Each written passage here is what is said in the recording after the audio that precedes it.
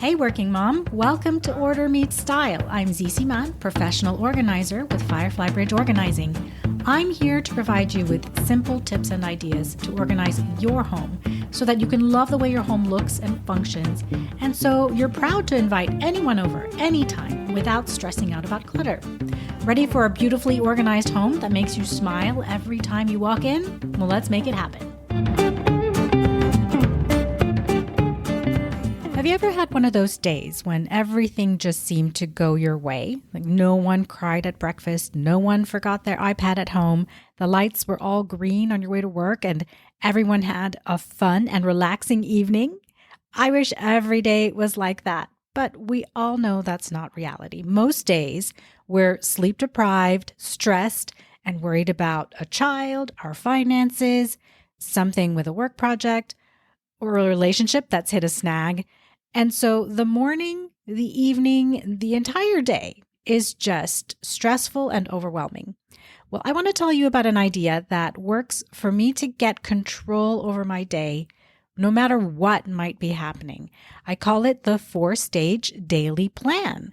And on the mornings when you just feel like it's going to be one of those stressful days that could just run away from you, put this plan into action and it's going to help you win the day without overwhelm or chaos. By the way, if you enjoy having a community of moms to chat about these things with, informally, without judgment, I'd like to invite you to join my private group, The Organized Home Advantage, where I come on live every month to share an idea or a trick or information that I think could help us all in our efforts to get and stay organized as simply as possible. I've put the link to join in the show notes of this episode, and I'd love to see you there. So let's get right into the 4-stage daily plan. As with most things, I aim to really simplify the way I approach things. And doing so, making things simple, just helps to lower the overwhelming mountains that might be in front of me. So very simply, the 4-stage daily plan is looking at your day as if it's in 4 distinct stages. The first stage is the morning, from the time you wake up until you get to work. The second stage is your workday. The third stage is the afternoon and evening. And the fourth stage is after the kids are taken care of or they're in bed. And in each of the 4 stages, you prioritize your essentials. In a nutshell, that's it. That's what the 4-stage daily plan is. But let me explain how I do this. Let me give you some examples to make it more concrete for you so you understand how it helps me lower my stress and really win my day.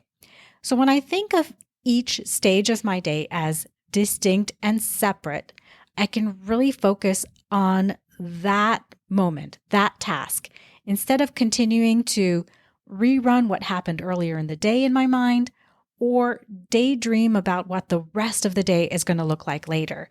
And so breaking my day into these 4 stages allows me to focus on my essentials for that stage only. This means that I can think about what I have to get done for this stage, the essential things. You could call them your priorities, but I like to call them my essentials because to me, that's a more fitting name. You see, a priority can pop up at any point in the day. We also call these fires that we have to fight, right? Like a call from your team that requires you to stop what you're doing and go and solve that problem. That's your priority at that moment.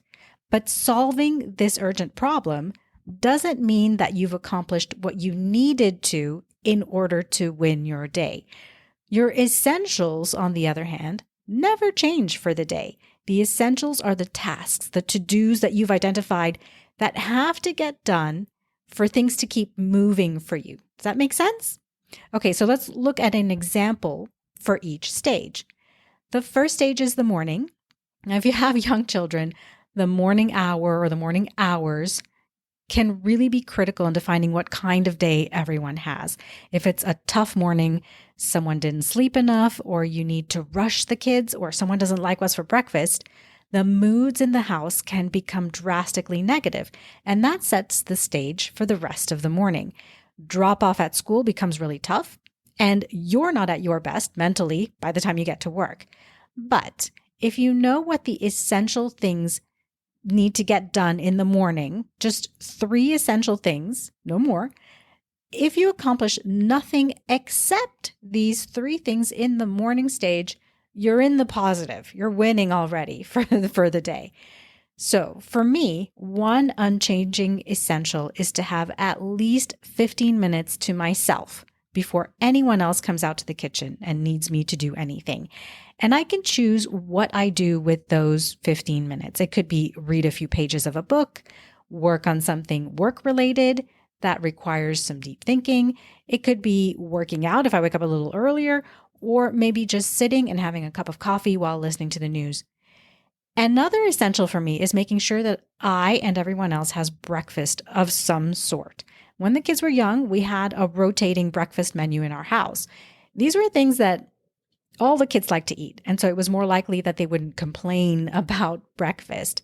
And if they did complain, if that just simply wasn't what they wanted to eat that morning, well, no problem. I'd offer the other items that were on the rotating menu. And none of these were time-consuming foods to prepare, of course.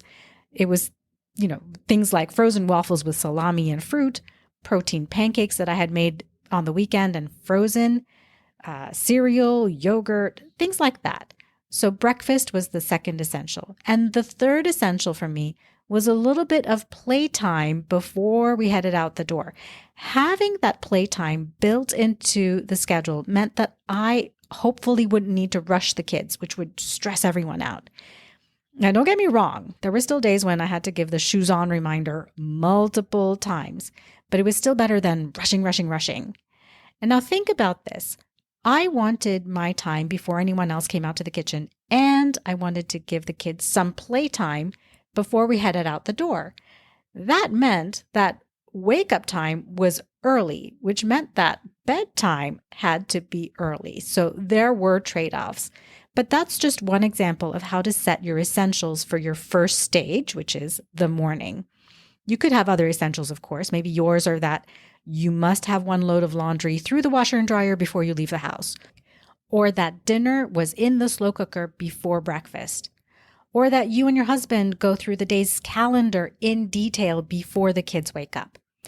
You might be noticing that all of these things are basically routines. Now, a routine is just a set of habits strung together. So in our house, the routine was come have breakfast, then brush your teeth, then get your backpack packed, and have some playtime until you heard the shoes on reminder that it was time to get ready to head out the door. The second stage is your work day. No matter what work you do, you have certain essential tasks that you have to get done on a particular day. And there may be 50 or more tasks that you have to complete, 50 things on your to-do list at work. But of all those tasks, there are 3 top things that will float to the top as your essentials if you really scrutinize your list, right? They'll be the 3 things that if you accomplished nothing else at work that day, you would still be moving ahead positively. You'd still be winning that portion of your day. So you might not complete every, experiment. You might not write the full article or reply to every email, but you will at least have completed those top 3 essential things that will have a big impact. And then you'll complete anything else that you have the time and energy for that day. Now, in the third stage, the afternoon and evening, over the years, this has changed for me. It evolves. Initially, when the kids were young, it was again about setting up a routine for me and for them after school until their bedtimes. And the 3 essentials might have been to be there while they were doing homework, to take them to their after school activities or having some family time, and to have one-on-one time with each child before bedtime. As they grew older, slowly these essentials changed, of course, but still I look for my 3 essentials for that afternoon and evening, and I aim to get those accomplished. And the 4th stage is late evening, after the kids are taken care of or after they're in bed. Essentials for that time, that stage, could be to spend one-on-one time with your spouse, work on your own solo project, or spending some time on self-care, which might or might not include some Netflix, and preparing for the next day. And that could be thinking about the breakfast rotation or preparing my own clothes for the next day. So you can see that the benefits of having your 4-stage daily plan are that you're accomplishing the essential things that will move your day forward, right? And you're setting up routines that allow you and your family to have more productive days. You're not rushing each and every day as you remember things that you have to do all of a sudden, or focusing only on fighting the fires all day long every day. All of that is amazing. But I think the biggest benefit of all is how you can really have days that are less overwhelming and chaotic because you're looking at your day in segments, stages, instead of as one long day with a never-ending to-do list that you're trying to accomplish. Now, after listening to this, I would absolutely love to hear your thoughts about a 4-stage daily plan. Would you try it? Do you do this already? Do you think it's absolutely silly and you do something completely different to have productive days that aren't overwhelming or chaotic? Let me know. Come on over to my private group, The Organized Home Advantage, and let me know what you think. The link to the group is in the show notes. I'm in there all the time, and I hope to see you there too. So thank you for listening today. Enjoy your week, and I'll meet you right here again next week.